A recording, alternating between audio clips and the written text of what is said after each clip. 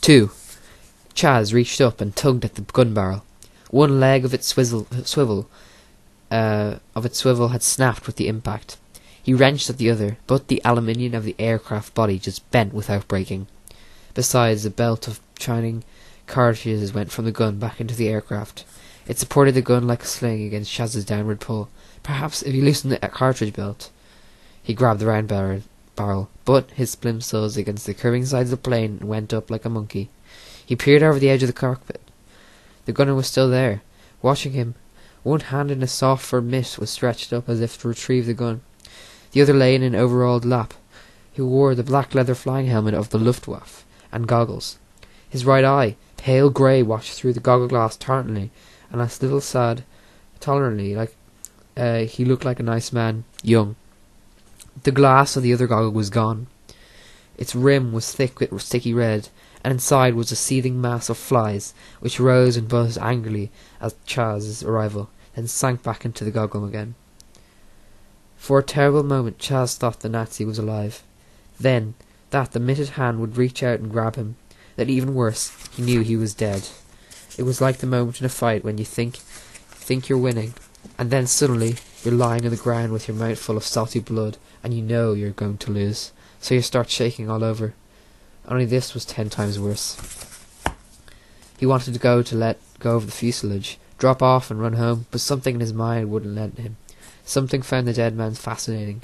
Something made him reach out and touch the gloved hand. Inside the sheepskin, the fingers were hard as iron. The arm and the whole body was stiff. The gunner moved, but only as a statue of a toy soldier would move, all in one piece. The flies rose and buzzed. Inside the goggle was a deep red hole full of what looked like. Chaz dropped and was violently sick against the little door marked Nitch Anfassen. He thought his mother would be angry at him for having wasted a good breakfast when food was hard to get. Then he heard the 9 o'clock news. The 9 o'clock hooter. Everyone set their watches by the factory hooters.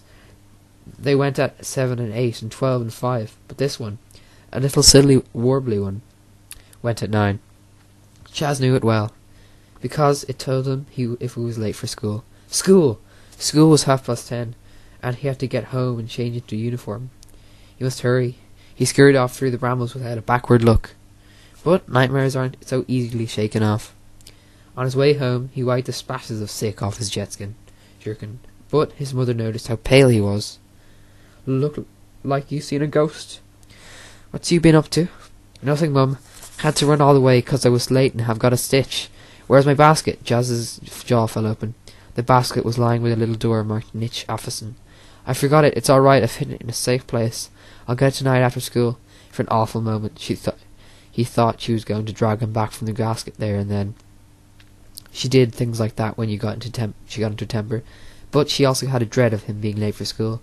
So she just said, "So you do. You can't get a basket for love nor money these days. Your dad bought that for me at Newcastle Market when we were courting. Now get off at school before you get that sick." He sighed, and she would never understand that you didn't get the stick for being late these days. But even at school the nightmare persisted, right through double maths and into English. Usually his favourite subject, the goggle face kept on coming back, his hands turning shiny with sweat. It ran down like his forehead. He'd never ever heard of the question Mr. Little, the English master, asked him. Usually he was first with his hands up. "What's the matter with you this morning, Mr. McGill? You ill?" "God, no. Being ill meant being sent home. Answering questions, being sent to fetch the basket." "Sorry, sir. Couldn't sleep in the shelter. Woman next door had kittens because she thought that Bomber was diving on personally." The class roared. The English master regarded Chaz sharply for a moment, then decided to join in the laugh. Then he stifled a yawn and ran his hands through his greying hair.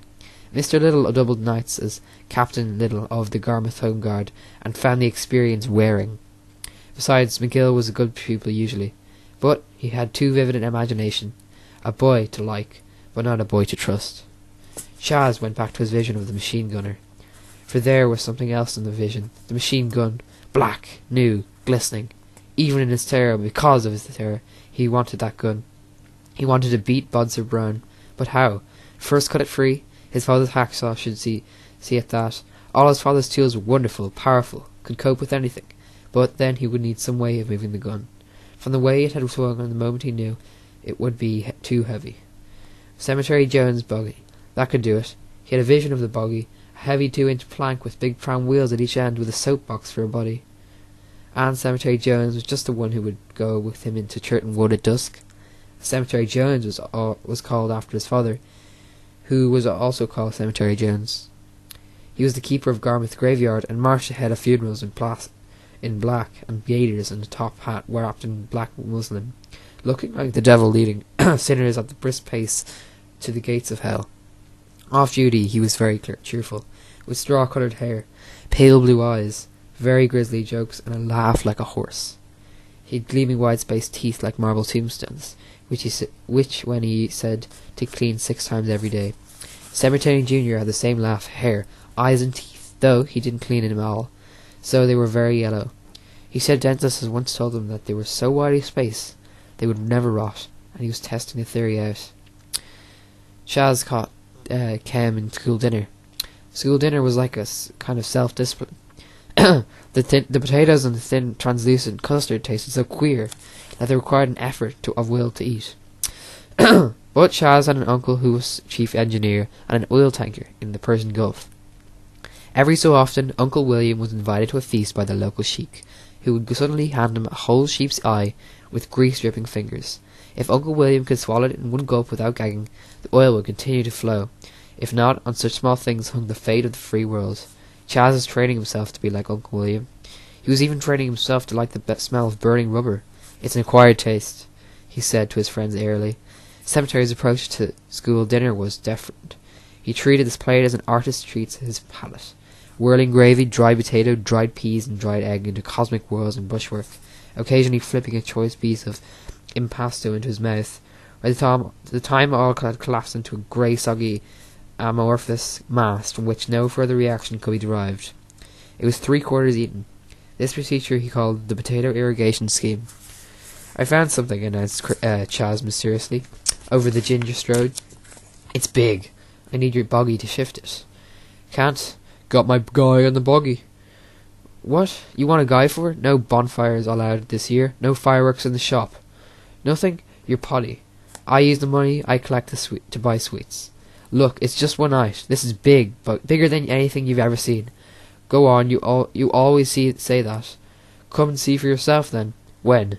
"Tonight. Got to do me homework before the raid starts. We've only got one candle in our shelter, and Mum says it ruins your eyes. Look, I'll give you an incendiary bomb, Finn. A real smasher, not a dent." "I'll come for the Finn then, but I don't believe the others." Chaz's eyes suddenly glinted. He had one of his famous ideas. "And bring your buggy with the guy still on it."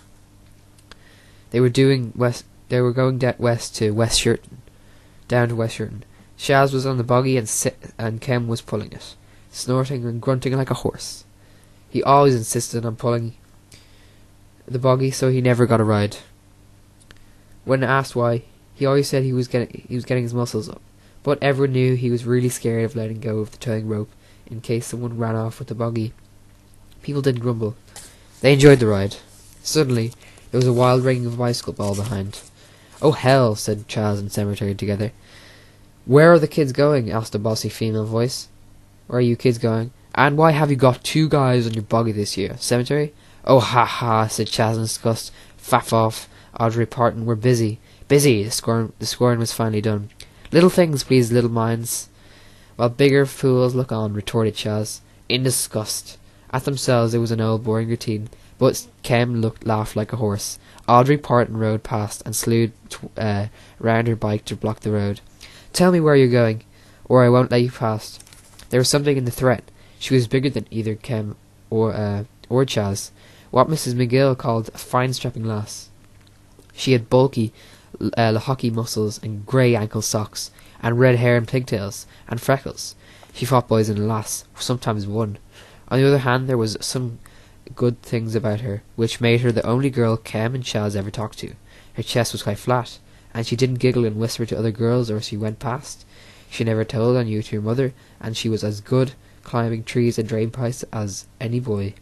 For a long time she led her own girls' gang, but now they'd all deserted her for sheer Lizzle stockings, ringlets, and mother's powder puff. She became a misfit. She said they always wanted to be. Always wanted to be a boy. She was the only girl who always had sticking plasters on her knees. Miss McGill treated Audrey with respect because her family were posh and owned a car. But Mr. McGill said his father was skulking in a reserved occupation, making his fortune while better men went to fight for their country. When Mr. McGill spoke in this sort of rubbish voice, nobody argued. "Where are you going?" asked Audrey. "Can I come?" Chas muttered under his breath, a phrase he'd heard sailors use. "Going to meet aunties at West Shirton," said Kem. "You haven't got an auntie at West Shirton." "Have so, haven't so." This went on for some time. Chas eyed her bulging muscles speculatively. That machine gun was heavy. She might come in useful. Besides, the dead German would scare the little cow silly. She wouldn't interfere with men's business again. "All right, you can come with us." "Lead on, Macduff," said Audrey, patting him on the head as a boggy rolled past. Chas felt his hair suddenly prickle as if it was full of nits. They hid Audrey's bike on the edge of the wood and pushed in. They had to lay the guy down to get the boggy through the briars. Chas thought that in the dusk he looked like a dead man. He had to keep shushing Kem and Audrey. They both had fits of giggles as they felt the tension. "It's all just one of your stupid jokes," said Kem. "But it'll cost you that bomb, Finn. I'm not going to do any dirty things with you two in the woods." "So you needn't think I am," said Audrey, caught between fear and desire. "I don't mind kissing, but no more." "Yerk," said Kem. "Who'd want to do with you?" Chaz's chest was getting tighter and tighter. He was glad he wasn't alone. At least he'd get Mum's basket back. When Kem saw the bomber, he laughed as it was a joke. "Shut up," said Chaz. "There's a dead German inside. You can look if you want, but Audrey can't." Kem climbed up, dropping down again, and whistled. "That's one from me dad." "No, it's not. They don't bury them here." Yes, they do. Dad had a coffin full of bits from this bomber at lunchtime. Well screwed down it was, I can tell you. "Go on, they send them all." "Yeah, to the War Office to count them," said Chaz, stoutly through chattering teeth. Is there really?" said Audrey, all eyes on woman for once. Chaz was not as pleased with the effect he was having on her. "But," he said severely, "girls aren't allowed to look. They can't stand it." "Poor man," said Audrey. "He's a long way from home." "Look," said Chaz. "We came for this." He woggled the gun. "Corp, you're not. How can we get it off?" "Got me dad's saw." He pulled it out from under his jerkin. "Hold the gun steady." He began to saw. It was hard work. He kept catching his knuckles on the rivets of the fuselage, and soon blisters came. When he handed over to Kem, he'd cut a quarter all the way through the aluminium strut. "Can't see where I've got to saw," said Kem. "I've got a torch." The fuselage lit up, and the trees around. Chaz couldn't resist to peep upwards to see if the dead German was looking down watching them. When he took over the saw from Kem, they were halfway through. "There's a funny smell," said Audrey. "What's that funny smell?" "That's him," said Kem, nodding towards the shadowy fuselage with a professional air. "It gets worse as it goes along." "I want to go home," said Audrey, beginning to sniff. "Go then. There are probably other dead uns in the wood, waiting to get you." Audrey gave a little scream. "Keep that torch straight. I knew a girl wouldn't be any good." "Oh, shut up," with the torch beam straightened, held straight. Steady.